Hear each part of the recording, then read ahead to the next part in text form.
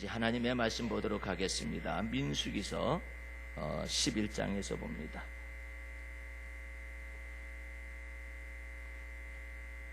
민수기서 11장 10절에서부터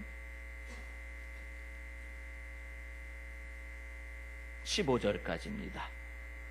백성의 온 가족들이 각기 장막문에서 우는 것을 모세가 들으니라. 이러므로 여호와의 진노가 심히 크고 모세도 기뻐하지 아니하여 여호와께 여짜오되 주께서 어찌하여 종을 괴롭게 하시나이까? 어찌하여 나로 주의 백성의 은혜를 입게 아니하시고 이 모든 백성을 내게 맡기사 나로 그 짐을 지게 하시나이까? 이 모든 백성을 내가 잉태하였나이까? 내가 어찌 그들을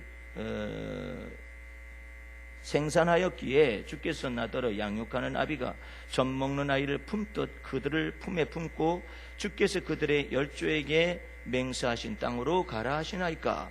이 모든 백성에게 줄 고기를 내가 어디서 얻으리이까? 그들이 나를 향하여 울며 가로되 우리에게 고기를 주어 먹게 하라 하온즉 책임이 심히 중하여 나 혼자는 이 모든 백성을 질 수 없나이다. 주께서 내게 이같이 행하실진대 후하옵나니 내게 은혜를 베푸사 즉시 나를 죽여 나로 나의 곤고함을 보지 않게 하옵소서.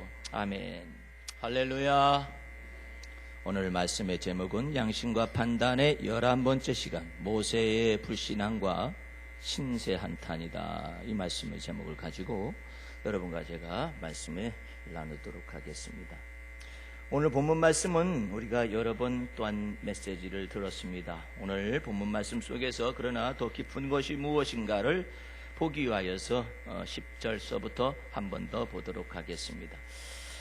10절을 보게 되면 백성의 온 가족들이 각기 장막문에서, 그러니까 광야를 지나가니까 텐트를 친 것입니다. 각 가족마다 장막문에서 우는 것을 모세가 들으니라. 이러므로 여호와의 진노가 심히 크고 모세도 기뻐하지 아니하여. 이 내용이 나와 있어요. 아니 장막문에서 우는 것을 들었다 해가지고 하나님이 진노를 바라시면은 사람들 다 죽어 나가게요. 근데 왜 하나님께서 장막문에서 이스라엘 백성들이 울고 있는데 진노하시느냐 이 말이죠. 장막문에서 운다 해가지고 다 진노하시게 되면은 모든 사람이 하나님 앞에서 살아남을 사람이 없을 거 아니겠어요. 그런데 이 이스라엘 백성들이 장막문에서 이처럼 울게 되는 것은 그 이유가 있어요. 우리가 11장 1절을 보셔야만 합니다. 왜 하나님이 진노를 하셨는가? 1절을 보시기 바랍니다. 백성이 여호와의 들으시기에, 하나님이 보시기에 이게 들으실 때 악한 말로 원망하매, 여호와께서 들으시고 진노하사 여호와의 불로 그들 중에 붙어서 진끝을 사르게 하시며 백성이 모세에게 부르짖음으로 모세가 여호와께 기도하니 불이 꺼졌다. 이렇게 표현이 되어 있어요. 하나님의 진노하신 근본적인 이유는, 하나님의 진노는 하나님 들으실 때에 악한 말로 원망할 때 해당이 됩니다. 사람들은 원망하는 것이 큰 죄라고 생각을 해요. 그런데 이 순서를 잘 아셔야 해요. 원망하는 것보다 더 깊은 죄악의 뿌리가 있어요. 그게 뭐냐면 악한 말로라는 말이에요. 악한 말로 원망을 하는 거죠. 일반적으로 사람들이 원망을 할 수 있죠. 사람 사는 세상 속에서. 근데 문제는 여호와 하나님의 들으시기에 악한 말로 원망을 하는 거예요. 그러면 이 악한 말이 무슨 뜻인가를 알아야 하잖아요. 원망하는 것보다도, 하나님을 원망하는 것보다도 더 악한 게 무엇이냐, 그 내용을 아셔야만 합니다. 그 내용을 알아야만이 여러분이 진심으로 하나님 앞에서 마음을 합하여서 하나님과 동행할 수가 있어요. 그럼 악한 말로 원망했다 그러는데 도대체가 악한 말이 뭐냐, 그 악한 말을 여러분이 4절에서 찾아볼 수 있습니다. 이스라엘 중에 섞여 사는 무리가 탐욕을 품음에 이스라엘 자손도 다시 울며 가로되, 이렇게 표현이 되어 있어요. 섞여 사는 무리가 탐욕을 품었다라는 말이 무슨 말이냐면은 하나님께서 인도해 가시는 여정이 있어요. 출애굽을 시켰잖아요. 거기에서 어린 양의 피를 문설주에 발라서 그 어린 양의 피를 통해서 그 죽음의 사자가 그 피가 발라진 그 집마다 다 넘어가서 살림을 받았잖아요. 생명을 얻었잖아요. 그 홍해 바다를 건넜잖아요. 하나님의 여정 속에 하나님이 이적과 표적과 기사를 나타내셔가지고 그들을 인도해 나가시고 계세요. 그런데 이스라엘 중에 섞여 사는 무리가 탐욕을 품는 것입니다. 탐욕을 품어가지고 무엇을 집어넣느냐 하면은 불신앙을 확 집어넣는 것입니다. 여호와 하나님이 어디 계시냐? 아니, 그 하나님은 어디 계신 거냐? 이렇게 불신앙을 품게 만드는 것입니다. 하나님이 살아계시지 않다라는 것이죠. 하나님이 우리가 지금 이 광야 생활 지나가는 데 있어서 해준 것이 뭐가 있느냐? 이렇게 생각하는, 이것을 보고 불신앙이라고 하거든요. 그 불신앙 속에서 탐욕을 품는 무리들이 말을 꺼내기 시작을 하니까 이스라엘 백성들이 전염이 됐습니다. 탐욕을 품어가지고 하나님을 경외하지 않는 사람들의 믿음 없는 불신앙의 말들은 굉장히 전염성이 강합니다. 전염성이 강해가지고 믿음이 연약한 사람들의 마음을 뒤흔들어 버려요. 그래서 그것이 여호와 보시기에 들으실 때 악하다는 것입니다. 그러니까 하나님을 경외함이 없는 거예요. 그들을 출애굽을 시켜서 홍해바다를 건너게 하시고 먹을 것이 없었을 때 하나님께서 만나를 내려 먹이시고 그 다음에 또 그들이 밤에 달빛이 해하지 못하도록, 무슨 말이에요? 밤에 사자라든지 아니면 곰이라든지 이와 같은 것들이, 들짐승들이 해하지 못하도록 하나님께서 불기둥으로 이스라엘 백성들 60만 명 장정에다가 전체 인원수로 합하면 200만 명이나 되는 그 많은 사람들을 진을 쳐가지고 거기를 불기둥으로서 돌보시고, 밤의 기온이, 이 광야의 기온이 완전히 다운이 되니까 추울까 봐서 이 모든 것을 다 담을 쳐가지고 불기둥이 그 앞에 서 있어요. 하나님의 임재의 모든 표상이 불기둥 속에 나타나 있어요. 낮이 되면 그 불기둥이 모두를 변경해가지고 이제는 위로 뜹니다. 예. 이 불기둥 위로 딱 뜨면은 구름 기둥으로서 있어가지고 이스라엘 백성들의 이 해가 이 이스라엘 백성들을 크게 해하지 못하고 상치 못하도록 뭐가 되어줬느냐면 주의 그늘이 되어주신 거예요. 그래서 하나님의 임재하심이 이스라엘 백성이 진행이 될 때마다 앞에서는 법궤가 앞서가고 그 다음에 하늘 위에서는 낮의 해가 이스라엘 백성들을 해치 못하도록, 상치 못하도록 주의 그늘을 갖다가 날개 그늘로 딱 이렇게 보호하듯이 구름 기둥으로 이스라엘 백성들에게 그늘을 쳐준 거예요. 사막의 기후나 광야의 기후는 여기 우리나라의 기후하고 좀 다르죠. 우리나라의 기후는 다습하죠. 그러니까 짜증이 나는 거예요. 습도가 너무나 많다 보니까 짜증이 나잖아요. 그런데 이 광야라는 그 지역을 지나갈 때는 그늘만 있어도 충분히 선선하고 그늘만 있어도 능히 지나갈 수 있는 곳이 바로 광야거든요. 습도가 없으니까요. 그런 것 가운데서 하나님의 임재가 낮에는 구름 기둥으로, 밤에는 불기둥으로 인도해서 이스라엘 진들을 보호해 가면서 이처럼 진행해 가는데, 놀랍게도 이스라엘 백성들이 무슨 얘기 하느냐면은 하나님이 어디 계시냐 이래요. 출애굽을 시켰었던 그 하나님이 어디 계시냐고 묻네. 섞여 있었던 무리가 탐욕을 품으면서 무슨 생각이에요? 이 탐욕을 품었다는 건 무슨 말이냐면은 육신에 속한 생각을 하는 거예요.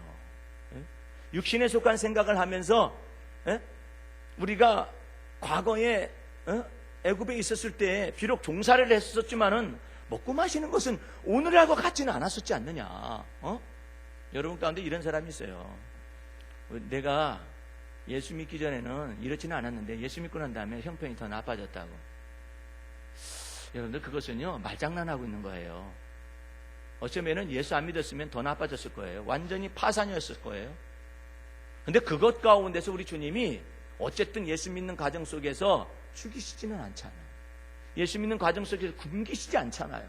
예수 믿는 과정 속에서 옷이 헤어져 있지도 않잖아요. 신발이 닳아가지고 못 신는 것도 아니잖아요. 예? 단지 우리 주님께서 이스라엘 백성들을 광야길을 지나가게 하는 이유가 있어요. 너희를 이 40년 동안 광야의 길을 하나님 여호와께서 걷게 하신 것을 기억하거라. 그 까닭은 너희가 하나님의 말씀을 지켜 행하는지 안 행하는지를 주께서 시험하시기 위해서 이처럼 광야길을 걷게 하신다라는 것이죠. 이 광야길을 걷게 하면서 우리 하나님께서 말씀하시는 거예요. 너희가 이 광야길을 걸었음에도 불구하고 만나가 없었느냐? 너희가 지금 배고파서 굶주려서 죽은 것이냐? 그런 것도 아니라는 것이죠. 굶주려 죽은 것도 아니고 먹을 것이 없는 것도 아니고 만나 내려 먹였고 고기 달라고 했을 때는 고기를 주었었던 사건들을 신명기서에서 회상해보라 하고 그 다음에 또 너희 신발이 없어져가지고 너희 발이 부르텄느냐 아니면 옷이 헤어져가지고 입을 옷이 없었었느냐라고 주께서 광야 생활 동안에 말씀하시는 거예요. 그 40년 동안에 하나님이 이적과 표적과 기사를 베푸시되 이스라엘 백성들로 하여금 60만 명에서 200만 명이나 되는 유아들까지 전부 합해가지고 그와 같은 사람들 다 먹이시고 입히시고 이 속에서 광야 40년을 지나가게 만드셨다가 마침내 적과 꿀이 흐르는 가나안 땅에 들어가게 하시는 것이 아니었더냐 이 말이죠. 예? 그런데 이스라엘 백성들 속에 탐욕을 품은 사람은 이 탐욕을 품은 사람의 특징이 있어요. 탐욕을 품으면 만족감이 없습니다. 그럼 만족감이 없게 되면 뭐가 돼요? 원망하고 불평할 수밖에 없어요. 탐욕이 없으면 그거 자족하죠. 근데 탐욕이 있음으로 인해서 원망하고 불평을 하는 거예요. 그런 사람들이 믿음이 없는 사람들이 섞여져 가지고 믿음 없는 소리를 내까리고 시부렁거리니까 이스라엘 백성들이 그대로 따라서 합니다. 따라서 하는데 5절 말씀, 4절 말씀을 다시 보면은 이스라엘 자손도 다시 울며 가로되 누가 우리에게 고기를 주어 먹게 할꼬. 하나님이 보실 때는요, 저 어떤 시골 방언으로 사투리로 이것을 말해보면은요, 아주 싸가지가 없는 민족이에요. 예? 싸가지라는 말이요, 욕이 아닙니다. 예? 이게 싹수가 없다는 말을 써요. 싹수가 없다는 말인데, 이와 같이 말을 해요. 아니, 출애굽을 시켜가지고 400년 동안 포로 생활 가운데 출애굽 시킨 분이 누구신데, 누가 우리에게 고기를 주어 먹게 할꼬? 아주, 이 입술 속에서 간교하고 마귀란 놈이 입을 확 휘어 잡아가지고 묘하게 비틀어가지고 이야기를 합니다. 에? 아니 하나님께 직접 얘기하면 될 거 아니야. 하나님 저희 고기 먹고 싶습니다 말하면 될 거 아니에요. 근데 뭐라고 말하냐면 누가 우리에게 고기를 주어 먹게 할 수 있느냐. 도대체가 살아계신 하나님에 관해서 믿음이 하나도 없는 사람들 거기 섞여가지고 탐욕을 품어가지고 이 불신앙에 속한 말을 탁 던집니다. 그러면서 우리가 애굽에 있을 때에는 값없이 생선과 오이와 수박과 부추와 파와 마늘을 먹은 것이 생각나거늘 이제는 우리 정력이 쇠약하되 이 만나 위에는 보이는 것이 아무것도 없도다 하니 만나는 가시와 같고 모양은 진주와 같은 것이니라. 뭐 저거 뒤에 나와 있잖아요. 이렇게 해가지고 애굽에 있을 때가 그립다라는 것이죠. 애굽에 있었을 때는요 미래가 없었어요. 예? 배부른 돼지가 되는 것보다는 배고픈 소크라테스가 되는 것이 낫다라고 존 밀이라는 사람이 말을 했는데 예? 이게 지금 배부른 돼지가 되고 싶다라는 거 아니에요 지금요. 이스라엘 백성들이 배부른 돼지가 되어서 가지고 애굽에 있었을 때 가마솥곁에서 오이도 먹고 생선도 먹고 수박도 먹고 부추와 파와 마늘 먹고 차라리 그게 낫다라는 것이죠. 왜 우리를 고민스럽게 이런 데로 우리를 이끌어 왔느냐는 것이죠. 이와 같은 것 속에서 하나님을 원망하되 그 악한 말이 뭐냐면 누가 우리에게 고기를 줘 먹게 할 수 있다냐. 누구는 누구야. 자기네들을 인도한 사람이 누군데. 예? 그러니까 우리 하나님께서 이와 같은 것들이 이스라엘 백성들 속에 멘탈리티라고 우리 정신세계 속에 이 생각 속에 마음의 바탕 속에 툭 숨어 있다가 이 광야에다 집어 넣어놓으니까는 퍽 터지는 거야. 나오는 말이 한다는 말이 진짜 싸가지가 없는 말을 하는 거예요. 하나님 보시기에 뭐라고 이놈들 봐라. 아니 내가 저희들을 400년 동안 애굽의 포로에서 신음하고 고역하고 고통을 호소하였기 때문에 하나님과 아브라함과 세운 언약을 기억하사 이스라엘 백성들을 건져내기 위해서 모세라는 사람과 아론을 보내어가지고 저들에게 이적과 표적과 기사를 나타내서 열재앙을 나타내가지고 심지어는 바로의 장자를 가지고 완전히 죽여 없애면서까지도 이스라엘 백성들을 다 건져내가지고 출애굽을 시켜서 광야에서 죽이겠다라는 것이 아니잖아요. 광야에서 죽이겠다라는 것이 아니라 젖과 꿀이 흐르는 가나안 땅을 하나님께서 예비하셔서 젖과 꿀이 흐르는 가나안 땅에다 이스라엘 백성들을 심으시겠다라고 언약하신 것이잖아요. 그 과정 속에 있는데 이 과정 속에서 하나님을 경외하는가 경외하지 않는가를 살펴보기 위해서 때로 물이 없는 대로 인도하고 그러나 물이 없게 한 것은 아니잖아요. 마실 물을 주셨잖아요. 그러나 없었을 때 하나님을 경외하는가 아니하는가를 보고 싶다 이거예요. 하나님께서.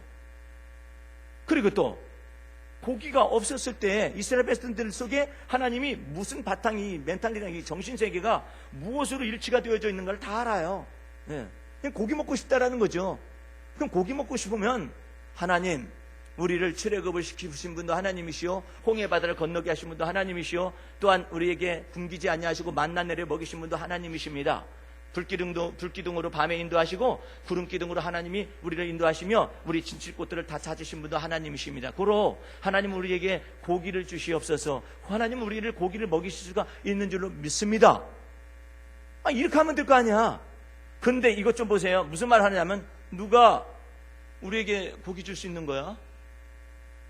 이게 여호와의 보시기에 들으시기에 아주 사악한 거라. 이 믿음 없는 이와 같은 패역한 족속들이란 말이에요. 예? 믿음이 없이 말을 하는 거예요. 그거 왜 나옵니까? 아니, 나는 어렸을 때요, 이 성경을 읽어가면서 그런 생각이 들어갔어요. 그거 좀 이상하다. 이스라엘 백성들도 참 이상한 사람들이다. 아니, 이적과 표적과 기사를 다 봤는데도 왜 그걸 금방 까먹을까? 천만의 말씀이에요. 여러분도 마찬가지예요. 병고침 받았다고 생각해 보세요. 병고침 받았으면은 하나님이 내 속에서 병을 고쳐주셨기 때문에 나는 믿음이 여전히 있을 것 같죠? 천만의 말씀이에요. 병이 아파가지고 떼글떼글 둥글 때나 하나님 여호와를 찾아. 그랬다 하나님께서 낫게 해주셔요. 그러면 그 다음에는 어디로 가는 거예요? 지금 나머지 생활을 살 때는 내 멋대로 사는 거예요. 그처럼 우리의 이 정신세계 속에와 이 마음의 세계 속에 불신앙이 차 있는 거란 말이에요. 그 불신앙이 차 있는 것을 하나님께서 다 아시고 이것을 광야 생활 가운데 툭 터져 나오게 하셔가지고 너희가 이 모든 것을 너희가 정직해가지고 가나안 땅을 얻는 것이 아니다. 너희가 깨끗한 삶을 살았기 때문에 가나안 땅을 얻는 것이 아니다. 가나안 땅을 얻는 것은 하나님이 아브라함과 더불어서 믿음의 언약 속에서 언약하시길 하나님이 그 언약을 이루셔서 가나안 땅으로 끌어가는 것이지, 너희들이 결단코 정직하거나 도덕적으로 깨끗하거나 그래가지고 율법을 다 지켜 행하였기 때문에 젖과 꿀이 흐르는 가나안 땅으로 인도해 가는 것이 아니라는 것을 가르쳐주기 위해서 이걸 그냥 드러내놓고 있는 거예요. 우리가 생각할 때는 그래요. 목사님, 우리가 사는 거나 이스라엘 백성들이 광야에서 사는 거나 똑같네요. 똑같아요. 그러니까 이것을 기록해놨죠. 그러면 우리에게 무엇을 가르쳐주기 위해서 하나님께서 이런 말씀을 기록했느냐 이 말이에요. 이와 같은 사악한 악에 붙잡히지 말고, 이와 같은 악이 동일하게 드러날 수 있는데 이 모든 이 악에서 건져내시기 위해서 예수 십자가의 보배 피가 흘려주셔서 죄사함도 주시고 속죄함도 주시고 구원의 놀라운 은혜를 허락하여 주셨은즉 이 길을 쫓아 행하지 말라는 거예요. 없으면 없다라고 구하라는 거예요. 목사님 구해도 안 주시는데요. 받을 때까지 구하세요. 구하고 찾고 두드리라겠잖아요. 구하고 찾고 두드리라겠잖아요. 그럼 구하고 찾고 두들기면 될 것을 이와 같은 것에 누가 우리에게 먹을 걸 준단 말이야. 예수 믿어도 소용없더라. 이런 불신앙이 우리 속에서 팽배하게 있기 때문에 그 속에서 하나님이 진노를 하시는 거예요. 어라 이것 봐라. 내가 살아 존재하는 하나님인 것을 너한테 한번 보여줄까? 그래서 하나님께서 그 속에서 진노하시는 거예요. 하나님이 왜 진노하시느냐 말이에요. 이스라엘 백성들이 우는 소리를 하고 있는데 특별히 장막문에서 우는 소리를 하는 거예요. 여러분들 이것은요 굉장히 커다란 가문의 죄를 만들어내는 거예요. 혼자서 시부렁거리다가 하나님 앞에서 징계를 받는다 그러면 혼자 하는 거잖아요. 문제는 이와 같은 것을 누가 우리에게 고기를 줘서 먹게 하는데, 차라리 애굽에 있었던 게 더 낫지 않았느냐? 예수 믿기 전이니까 더 낫지 않았었느냐?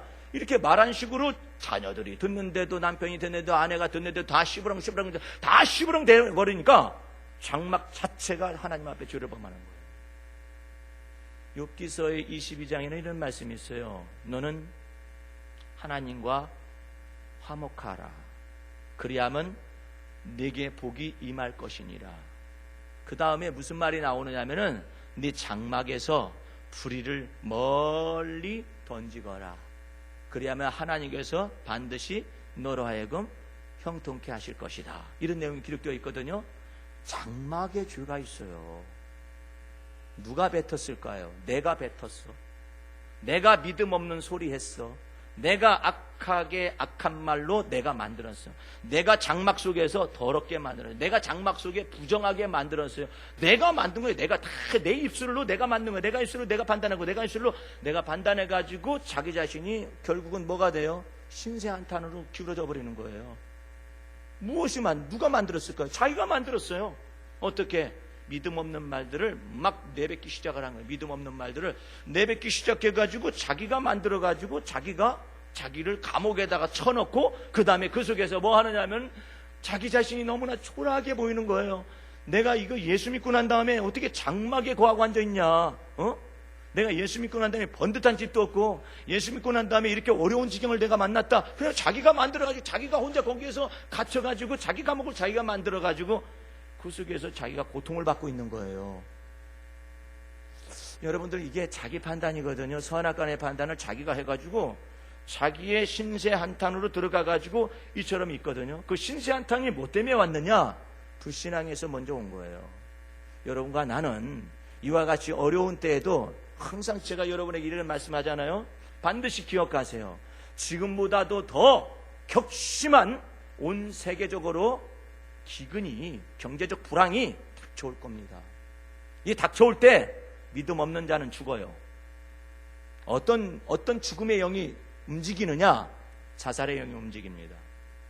파산하고 난 다음에 파산한 그것 가운데서 이 분명하게 자살의 영이 붙어가지고 사람들의 마음에 붙어 차라리 죽어버렸으면 좋겠다라는 이와 같은 한탄과 이와 같은 것들이 예수 믿는 자나 예수 믿지 않는 자나 동일하게 나타나서 임할 것입니다.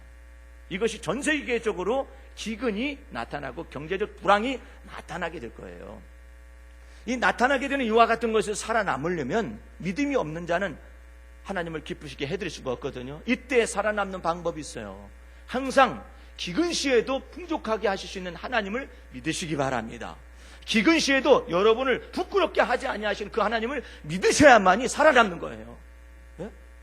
그러면은 목사님 어려운 때를 어렵다고 불평하고 원망하는데 뭐가 잘못입니까? 그러면은요 자기가 신세 한탄을 해서 자기가 자기 감옥에 갇힌다니까요. 그래서 드디어 어떤 위인이 나타나느냐? 오늘 이스라엘 백성의 지도자라는 사람이 모세가 화가 왕창 나가지고 내뱉는 말들이 3단계로 나와 있습니다. 3단계로 오늘 말씀에 3단계 이렇게 나와 있어요. 1단계 11절 보시기 바랍니다.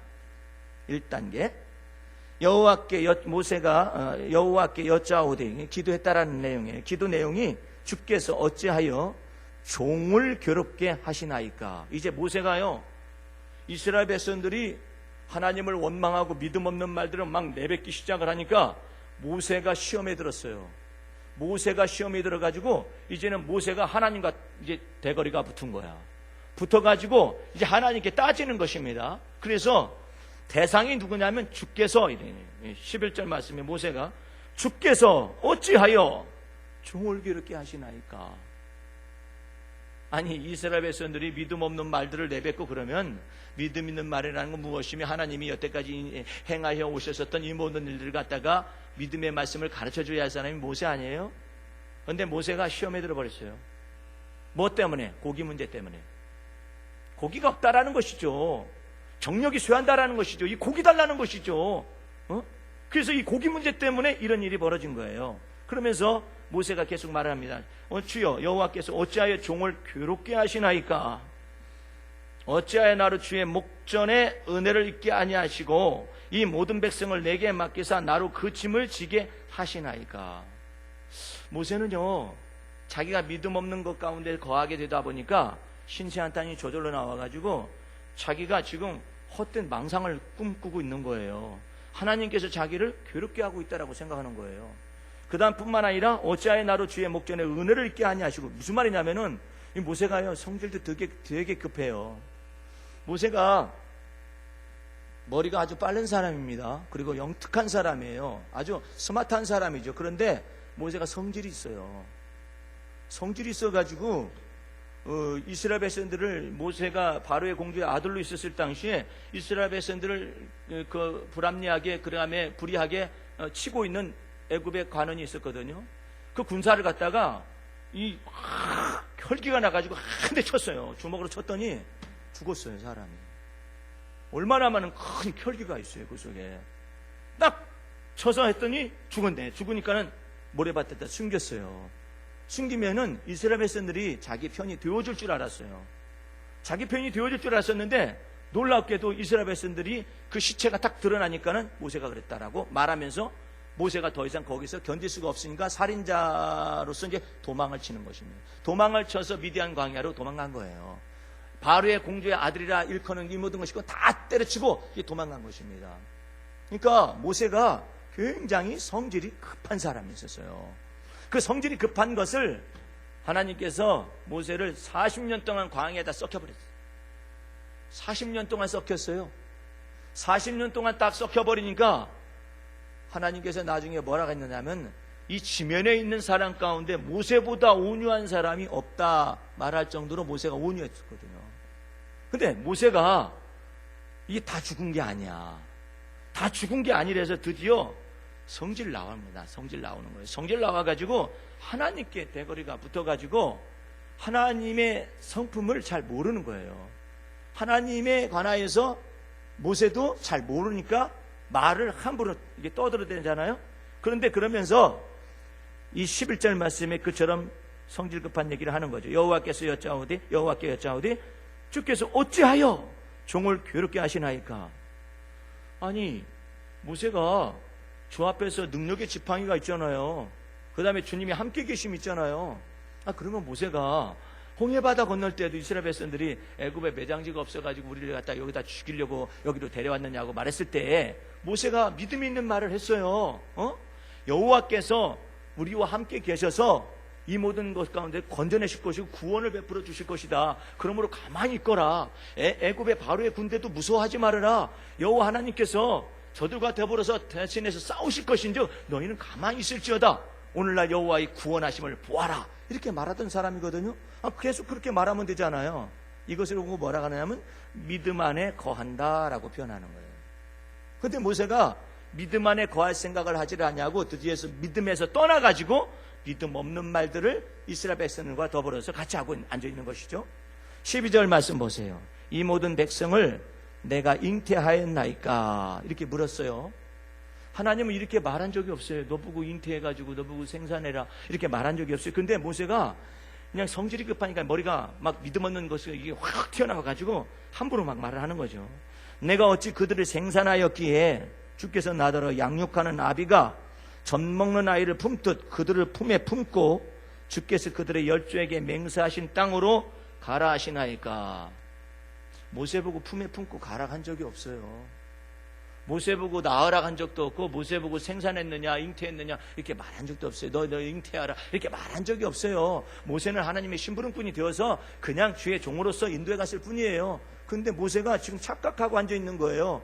자기가 짐이 너무나 무거우니까 이와 같은 내용을 착각하는 거예요. 그래서 신세한탄을 막 벌레대고 믿음 없는 소리를 막 해대는 거예요. 해대니까 결국은 신세한탄 속에서 자기에게 다가오는 것이 무엇이냐. 이제 우리가 맨 마지막 기절 14절 15절을 보시기 바랍니다. 책임이 심히 중하여 나 혼자는 이 모든 백성을 질 수 없나이다. 혼자 지라고 말한 적도 없어. 그런데 모세는 계속해서 이와 같은 내용을 씨부리고 앉아있는, 계속해서 씨부리고 있는 것이죠. 주께서 15절 말씀에 내게 이같이 행하실진데 구하옵나니 내게 은혜를 베푸사 즉시 나를 죽여서 나로 나의 곤고함을 보지 않게 하옵소서. 이렇게 말을 하는 거예요.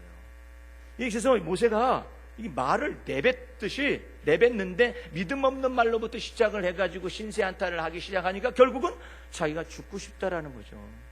죽어버리고 싶다라는 거죠. 여러분과 내 삶 속에서 여러분이 믿음 없는 말을 시작하면은 가정에서부터 믿음 없는 말 시작하잖아요. 이게 전염병처럼 연병처럼 번지기 시작을 합니다. 여러분들은 믿음 없는 말을 생각할 것이 아니라 하나님이 우리를 위하여서 행한 일을 기억하시기 바랍니다. 그러면 믿음의 주여 온전케 하시는 예수 바라보게 되면은 우리 주님께서 여러분의 삶을 이전날에 우리를 인도하신 것처럼 지금도 인도하실 것이며 장래에도 험산질령을 넘게 하실 것을 믿을 수가 있다 이 말이에요. 그런데 이스라엘 백성들과 동일하게 모세가 이와 같은 말을 하고 있어요. 여호와여 하나님 어찌하여 종을 괴롭게 하시나이까. 무슨 뜻이에요? 성질도 더럽게 급해가지고 하나님 고기를 주시면 될 거 아니냐 이 말이에요. 다른 말로 하면은 고기 주시면 될 거 아니냐. 왜 고기를 안 줘가지고 주의 종을 괴롭게 하느냐 이 말이야. 에? 우리 주님께서는 보시고 그럴 거예요. 내가 내 속에서 그 간쓸게 좀 빼야겠다. 네 속에서 믿음 없는 것이 있고 아직도 성질 급한 것이 있어가지고 주님을 기다릴 줄을 몰라. 그리고 또 한 가지는 네가 성질이 나가지고 그렇게 말을 할 것이 아니라 믿음 가지고 기도하면 될 거 아니야. 믿음 가지고 간구하란 말이야. 그 기다려도 주님 고기를 안 주지 않습니까? 기다려라. 하나님의 때와 기한을 네가 정하느냐? 하나님이 정하시지. 근데 왜 네가 그것을 기한을 정해가지고 네가 달라고 하는 거야? 백성들 자꾸 그러니까 제가 이렇게 하는 것입니다. 그래? 하나님께서는 지금 백성들 달아보고 계신 거예요. 달아보고 계신 거예요. 달아보고 있는데도 모세는 그 하나님의 뜻을 알지를 못해요. 그럼 물어야 할 게 아니에요. 하나님, 이스라엘 백성은 저처럼 고기를 달라고 하면서 저처럼 원망하고 악한 말로 하나님을 대적하고 있습니다. 제가 어떻게 하면 좋겠습니까? 예? 이렇게 말을 하면 될 거 아니에요. 그러면서 주님 앞에 물으면 주님께서 답변을 하실 거 아니에요. 기다리거라. 내가 이스라엘 백성들을 시험하여 보고 있노라. 주께서 말씀하시고 응답해 주실 거 아니에요. 그러면 고기 문제는 어떻게 하실 겁니까? 내가 너한테서 일을 행하며 지어서라도 성취해 주마. 이 주께서 저 앞에 물어보면 될 거 아니에요. 예? 근데 그런 것들을 이 모세가 배우지를 못한 거예요. 섬세하게. 근데 다윗은 그렇지 아니하였어요. 다윗은 항상 여호와 하나님을 항상 내 앞에 모시며, 예? 여호와 하나님을 항상 내 앞에 모시며, 어느 때 아주 위경에 처했을 때도 여호와 하나님을 항상 내 앞에 모시며, 여호와 하나님이 내 우편에 계심으로 내가 요동하지 아니하리로다. 이와 같이 말을 했거든요. 항상 여호와 하나님을 자기 앞에 모셔서 가치 판단, 선악간의 가치 판단을 하나님이 하실 수 있도록 언제나 믿었어요. 그리고 하나님을 경외했어요. 그러니까 올무에 빠지지 않는 거예요. 그래서 그 하나님이 뭐가 되실 수가 있는 거예요? 여호와 하나님은 나의 힘이 되어주신 하나님이십니다. 그러므로 내가 주님을 사랑하며 여호와 하나님은 나의 환난 중에 만날 큰 도움이시라고 믿어도 하나님이 그 믿음에 응답할 수가 있는 거예요. 그런데 믿었다가 안 믿었다가, 하나님이 계시냐 안 계시냐 했다가 누가 도와주겠어요? 사람이라도 그런 사람을 도와줄 수가 없는 거예요. 예? 여러분과 내 마음 중심 속에서 예수 그리스도께서 여러분에 의해서 핏값을 지불하셔서 여러분의 모든 죄를 사하셨어요.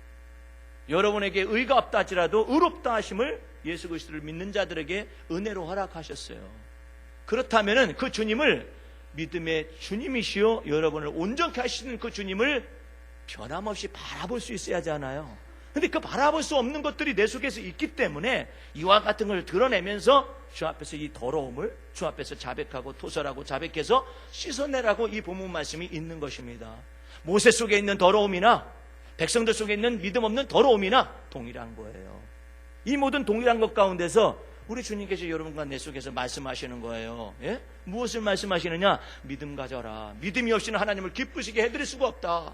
예? 그러니까 여러분들이 항상 마음속에서 주님을 믿는 믿음을 갖는데, 목사님, 나는 그거 믿음 잘 모르겠던데요, 이래요. 믿음이라는 건 뭐냐면요, 하나님이 살아계신 것을 믿는 것입니다.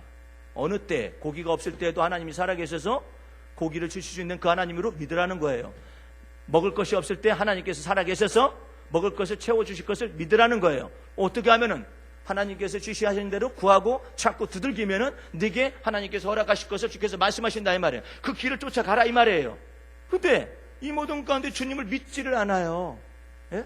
누가 우리에게 먹여 살려? 내가 하지 않으면 누가 먹여 살리겠어? 이래요. 그러니까 자기가 해가지고 먹고 사는 것이죠. 하나님은 뭐라고 하냐면 내가 네게 일할 기회를 주고 네 손에 능력을 주며 네 수고에 복을 내리는 것이다. 주께서 말씀하시는데, 아니야, 누가 나한테 고기를 주겠어? 내가 하지 않으면 누가 고기를 줘? 이렇게 하나님 보시기에 악한 말을 내뱉는 거예요. 여러분 속에서는 어떤가 잘 살펴보세요. 믿음이 없이는 하나님을 기쁘시게 해드릴 수가 없다라고 믿었잖아요. 그래서 하나님이 여러분의 힘이 되시고 하나님이 여러분의 지혜가 되시고 하나님이 여러분의 피난처가 되어주시는 것입니다. 그런데 여러분 속에서는 무슨 생각하느냐면 내가 일하지 않으면 누가 돈을 줘? 이렇게 생각한다고요. 내가 일을 해서 해야만이 돈이 나오는 거 아니냐 이렇게 말하는, 그게 바로 불신앙이라는 거예요. 이제는 내가 그리스도 함께 십자가에 못 박혀 죽었은즉 내가 사는 것이 아니라 그리스도가 내 안에 사셔야 한다는 거예요. 내가 육체 가운데 사는 것은 나를 사랑하사 나를 위하여 십자가에 죽으신 하나님의 아들을 믿는 믿음 안에서 이제 살아가는 거잖아요. 이제 내가 돈 벌지 않으면 누가 돈을 줘? 이게 아니에요. 우리 하나님께서 재물 얻을 능력을 주시는 것입니다. 그것을 왜 믿지 않느냐 말이에요. 그런데 여전히 있어요. 내 속에 여전히 있어요. 예? 내가 벌지 않으면 누가 돈을 줘? 이것이 여러분 속에 팽배하게 있기 때문에 하나님이 이것과 더불어서 이런 얘기를 들을 때 악하고 하나님 보시기에 진노가 쏟아져 내리는 거예요. 왜 예수 믿는 사람이, 왜 하나님을 믿는 사람이, 왜 출애굽을 했으면 내가 사는 것이 아니라 하나님께서 우리 안에서 살아계셔서 우리 앞서 행하시고 역사하실 것이고 진칠 곳을 모세가 지난주에 물었었잖아요. 예? 설교 말씀 속에 진칠 곳을 장인어른의 아들이 호밥이니까 이 처남이 진칠 곳을 잘할 거다고 생각을 해가지고 물었잖아요. 여기 같이 있었으면 좋겠다고. 그런데 하나님께서 두 말 안고 모세에게 가르쳐 주시는 거예요. 이스라엘 백성들의 진들을 주님께서 출애굽을 시켰는데 누가 지금 인도해 나가는 거야? 예? 하나님이 저들을 출애굽을 시켰다면은 저들을 목적지까지 갈 길 다 가도록 인도해 가실 분도 하나님이신 거야. 그만한 능력이 없으면 뭐하러 400년 동안 포로가 된 것 가운데서 열재앙을까지 내려가지고 이스라엘 백성들을 끌어냈느냐 이 말이에요. 차라리 거기서 죽어버리든지, 예? 거기서 고통당하다가 그냥 평생 살다가 끝내면 되는 것이지. 그런데 마음속에 내가 일하지 않으면 누가 돈을 줘? 이런 생각이 아직도 살아있는 거예요. 내가 번연히 살아있는 거야. 내가 죽지 않았어요.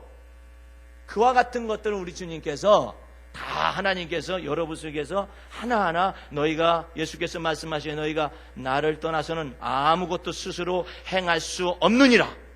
요거 가르치시기 위해서 주께서 때로 위기상황에다 집어넣었다가 오 주여 여기 가운데 주님이 날 도와주시지 않으면 결단코 내가 소생할 수가 없습니다. 이런 걸 전부 다 가르치는 거거든요. 자, 우리가 지난주에 박금희 권사님 어머님이 97세가 되셨다고 말씀드렸습니다. 근데 유언도 다 했어요. 지금 숟가락, 반 숟가락이 하루에 먹는 거예요. 이제 숟가락으로 들어가는 것도 안 돼요. 그러면 죽을 갖다가 여기다 집어넣어가지고 이렇게 영양제를 맞거나 이렇게 해가지고 지나가야 하는데, 이게 또 어떻게 된 게 아들이 미국을 간다고, 열흘 동안 미국 간다고 했네. 그 어머니한테 가서 말하는 거죠. 생명이 다 꺼져가는 그 어머님한테. 유언도 다 했어. 근데 어머님한테, 어머니, 제가 사실은 미국을 가야만 합니다. 아이들을 데리고 가도록 이렇게 미리 다 예약이 돼서 연수를 가야만 합니다. 어머니 며칠 동안 이번 주 토요일까지는 어머니 계셔야 하는데요. 인간적이기 때문에 그렇게 말할 수는 있어요. 그러니까 이 어머님과 하는 말이, 우리가 참 97세로서 아주 뼈만 남으셨어요. 에? 아니 먹을 것이 들어가는 것이 없는데 어떻게 살이 붙어? 에? 그냥 여기에 달려 있는 거죠, 숨이. 그런 분이 그 얘기를 들으니까, 아니 난 예수님은 나의 신랑이고 나는 예수님이 신부가 돼가지고 내가 예수님하고 결혼해야 하고 꿈을 꾸니까는 예수님의 보좌를 반드시 지나가야만이 하나님 보좌 있는 데로 들어갈 수가 있다는 것을 꿈에서 보면서 자기는 예수님의 신부가 돼가지고 지나갈 수 있는 특권을 하나님의 은혜로 받았다라는 것을 꿈에서 봤단 말이에요. 그래가지고 자기가 이제 곧 예수님하고 만나가지고 이제 결혼할 줄 알았는데, 소천할 줄 알았는데, 이 아들놈이 나타나가지고, 어머니 연기를 해야 할 것 같습니다. 어머니 제가 미국에서 돌아올 때까지는요 살아 계셔야 해요.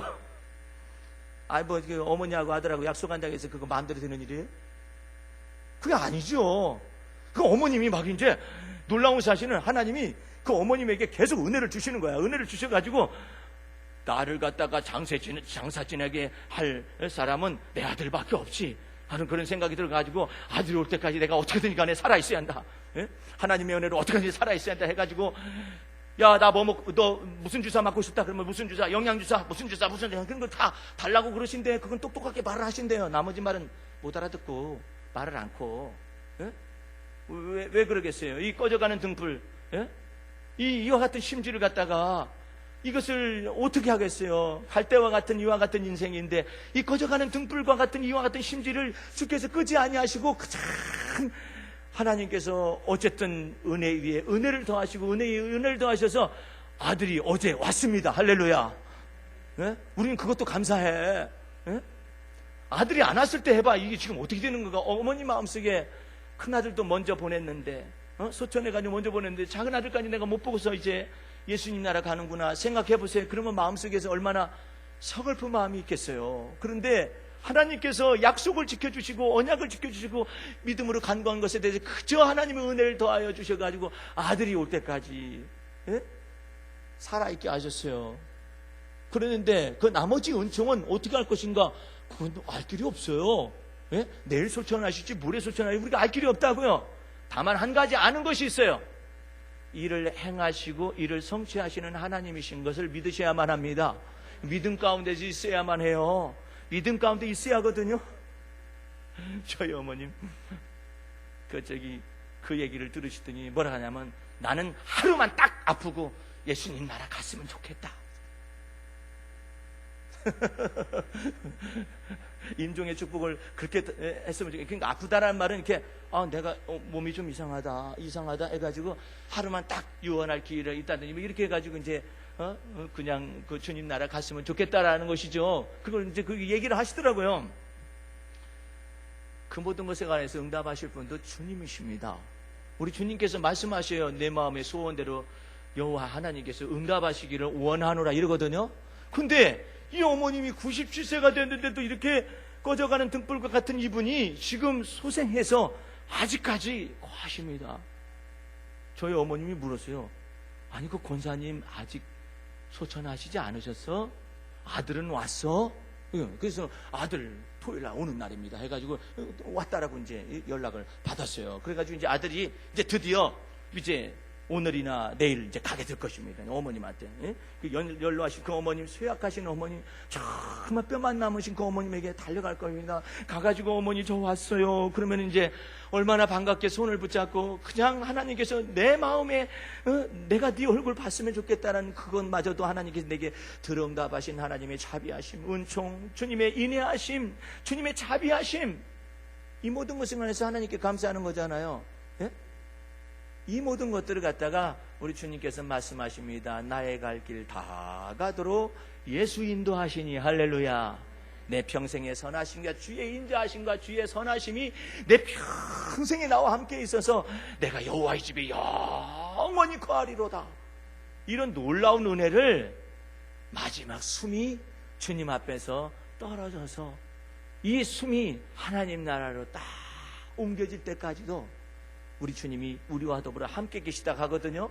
자, 여러분들 제가 성경 말씀을 하나 읽어드릴 테니까 잘 들으시면서 아하, 하나님이 이렇게 놀라우신 분이시구나 생각하시고 들어보세요. 제가 이사야서 46장에 있는 말 3절 4절을 읽어드립니다. 야곱 집이여 이스라엘 집에 남은 모든 자여 나를 들을지어다. 배에서 나무로부터 네가 내게 안겼고 태에서 나무로부터 네가 낳을 때부터 내 품에 안겼었느니라. 우리는 어머니 품 안에 안겼다고 생각하는데 하나님은 어머니 품 안을 통하여 하나님이 우리를 직접 안으시고 계시다고, 생명을 연장을 시키고 생명을 갖다가 유지시키고 있다라고 주께서 말씀하셔요. 그런데 더 놀라운 사실은 4절 말씀이에요. 너희가 노년에 이르기까지 내가 그리할 것이며. 할렐루야. 그 다음에 뭐라? 그 다음에 더 놀라워요. 백발이 되기까지 내가 너희를 품을 것이라. 자식들은요 귀찮아할 수도 있어요. 자식들은 힘들어하기 때문에 어머니 치매도 감당하지 못하고 어머님의 성질도 감당하지 못해서 요양소에 맡길 수도 있어요. 직접 못하기 때문에. 그런데 우리 주님께서 말씀하셔요. 너희가 백발이 되기까지 내가 너희를 계속해서 뭐 한다 하면 품는다고 내가 너희를 품을 것이며.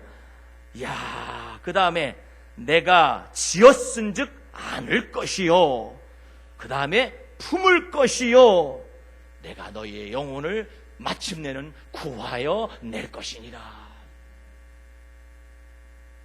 여러분들은 영원한 생명의 보험을 드신 겁니다. 예수 그리스도의 피권세와 능력 안에서. 그러므로 서로 할 것도 없어요. 그렇다고 우리가 일반 사람들처럼 해희낙낙 그럴 필요도 없지요. 그러나 아주 귀중한 것은 주님께서 너희가 노년에 이르기까지 내가 너를 품을 것이며 백발이 되기까지 내가 너희를 품을 것이라 내가 지었은즉 어미가 나를 지은 것이 아니라 어머니 뱃속에서 하나님이 직접 나를 지었은즉 안을 것이요 품을 것이요 구하여 내리라. 무슨 뜻이에요? 임종에 이르기까지 주께서 갈 길 다 가도록 우리 주님께서 품어주시고 안아주시고 마침내 영혼을 건져내 주셔가지고 여호와의 집에 영원히 거하게 하시겠다라고 약속하시는 것입니다. 이 은혜 받기 위해서 주님을 믿으시기 바랍니다. 변함없이 주님을 믿는 자들에게 하나님의 은혜가 있는 거예요.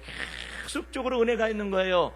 제가 성경 말씀 속에서 한 가지만 더 말씀드리고 말씀을 맺고 싶은 것은 뭐냐면은 하나님께서 죽은 자에게도 은혜를 더하시는 장면이 나와요. 내가 살아있을 동안에 주의 선하심과 인자하심을 경험할 뿐만 아니라 죽은 자에게도 하나님이 자비를 베푸시는 장면들이 나와요. 예? 그러니까 여러분들이 하나님께서 지으셨기 때문에 그리스도 안에서 여러분의 아버지 어머니를 통해서 여러분들이 올 수 있는 계기를 마련했었지만 하나님께서는 뭐라 하냐면 내가 너희를 지었다 말씀하셔요. 예? 내가 너희를 지었은즉 내 품 안에 안되 너희 노년에 이르기까지 너를 품을 것이며 너희가 백발이 될 때까지 너희를 안을 것이며 품을 것이며 자식들이 설사 귀찮아한다 하지라도 내가 너를 품 안에 안을 것이다. 어떻게 그것이 가능할까요? 자식들에게요 여호와를 경외하는 두렵고 떨리는 마음을 주는 거예요. 내가 이렇게 하다가는 하나님께 벌 받지, 내가 이 마음 갖다가는 하나님께 벌 받지, 이런 생각들을 주어가지고 하나님을 경외하듯이 어머님의 아버님의 갈 길 다 가도록 그 임종에까지 정말 놀라운 하나님의 자비와 은혜를 가지고 품 안에 안아주실 것이란 말이에요. 그래서 네가 멸시받지 않도록 내가 네 자식들의 마음속에 여호와 하나님을 경외하는 마음을 풀어넣어주마. 네가 모욕당하지 아니하도록, 네가 나이 들었다고 천대받지 아니하도록, 네가 장애가 있다 해가지고 고통받지 아니하도록, 네가 앞을 보지 못한다고 듣지 못한다고 네가 늙었다고 멸시나 업신여김 받지 아니하도록 여호와 하나님을 경외하는 마음을 너희 자식들에게 줄 것이다. 이렇게 하게 되면 우리 하나님의 뜻이 하늘에서 이루어진 것처럼 이 가정에서 이루어지고 이 가정에 복을 받는 것입니다.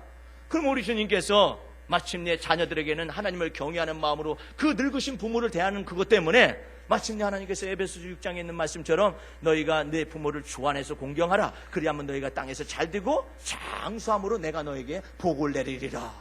이런 놀라운 은혜 가운데 들어갈 수가 있단 말이에요. 그러므로 하나님을 경외하고 안정된 마음을 가지세요. 그저 뭐 없다 근심하고 걱정하고 연세가 드셔가지고 근심하고 걱정할 그런 기력이 어디 있어? 그걸 왜 걱정을 하고 앉아있느냐 말이에요. 그냥 주님을 믿는 믿음, 주여 사나 죽으나 주의 것입니다. 이렇게 믿는 믿음 가지고 턱하니 주님 바라보고 있으면 자녀들이 바라볼 때 소스라치게 놀라운 거예요. 늙으신 부모님이 믿음을 딱 가지고 있고 하나님을 경외하는 마음을 딱 가지고 있으면서 주님을 믿는 믿음 안에 딱 하고 있으면은 기도하고 있잖아요. 그러면 그 모습을 바라보고 자녀들이 겁이 나는 거라. 저 어머님의 하나님은 놀라우신 하나님이다. 저 아버님의 하나님은 놀라우신 하나님이다. 이렇게 겁을 먹지 않고 두려움과 떨림으로 자녀들이 그 부모님을, 늙으신 부모님을 대하는 거예요. 그래서 여호와를 경외하게 한다라는 것이 얼마나 소중한 것인지 모르는 거예요. 그런데 내가 늙었다고 나를 업신여기고 저것들이 나를 갖다가 내가 늙었다고 나를 갖다가 이처럼 모욕하고 저것들이 그러는 것 같다, 나한테 말투가 조금 다른가, 이렇게 해가지고 막 마음이 그냥 들쭉날쭉 변덕을 부리고 막 이 난리를 치잖아요.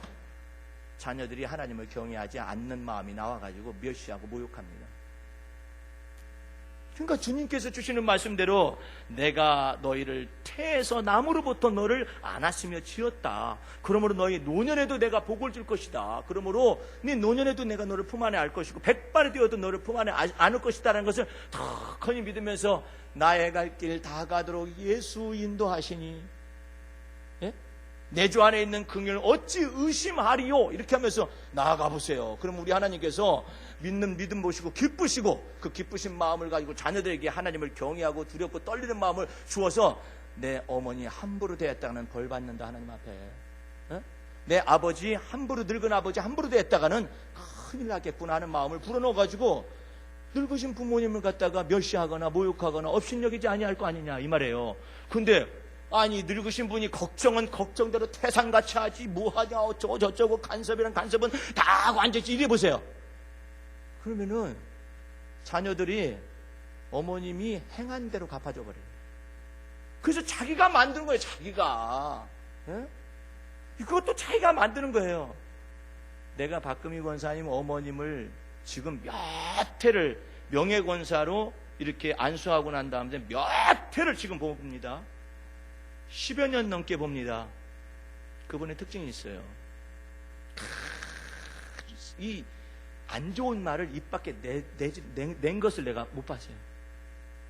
나는 멀리 있어서 그렇죠. 목사님 멀리 있어서 그러잖아요. 천만의 말씀. 그 앞에서 있는 그 박미의 목사님 따님이 그 얘기를 하면서 자기가 회개를 하는 거예요. 어머니 앞에서. 악한 말이나 근심되는 말이나 딸을 갖다가 염려되는 말을 입 밖에 내본 적이 없어. 고상해요. 혀가 고상해요. 마음이 고상해요. 주 앞에서 믿는 믿음이 고상해요. 그것을 보고 목사인 딸이 회개를 하는 것입니다. 나는 나쁜 생각도 오랫도록 머무는데 어머니는 그런 것을 마음에 두지 않아요. 생명을 사랑하고 좋은 날 보기를 원하며 행복하기를 원하는 자마다 내 혀에서 악한 말을 그치고 사곡한 말을 마음에서 제거시켜라. 그리하면은 하나님께서 너에게 상급으로 갚아주시겠다고 약속하셨거든요. 그런데 그런 게 없어요, 그분은. 예, 그게 없는 거야. 내가 봐도 참 깨끗하다. 예? 정말 깔끔하다. 근심돼가지고 야야야야야야야 이게 바들바들바들 이런 것이 없어요. 불안해가지고 불길해가지고 아이고 이거 하면 어떡하냐 이렇게 이런 것도 없어요. 참 이상하신 분이시네. 아들이 먼저 소천했다는 말을 듣고서도 안정된 마음을 갖고 하루 동안 아팠어요. 그러면 여태까지 아들이 죽었는데도 불구하고 나한테 말을 하지 않은 놈들은 어떤 놈들이며 이런 불효자식 같으니라고 어떡하고 이렇게 말하지도 않아요. 그냥 하루 동안 먹지 않고 아파가지고 있어요. 네? 아파가지고 있다가 다음날 이제는 하나님 앞에서 마음을 딱 잡고서 하는 말이 굶지는 않았다더냐. 이 말 묻고 네 그랬답니다. 그러니까는 그러면 됐다.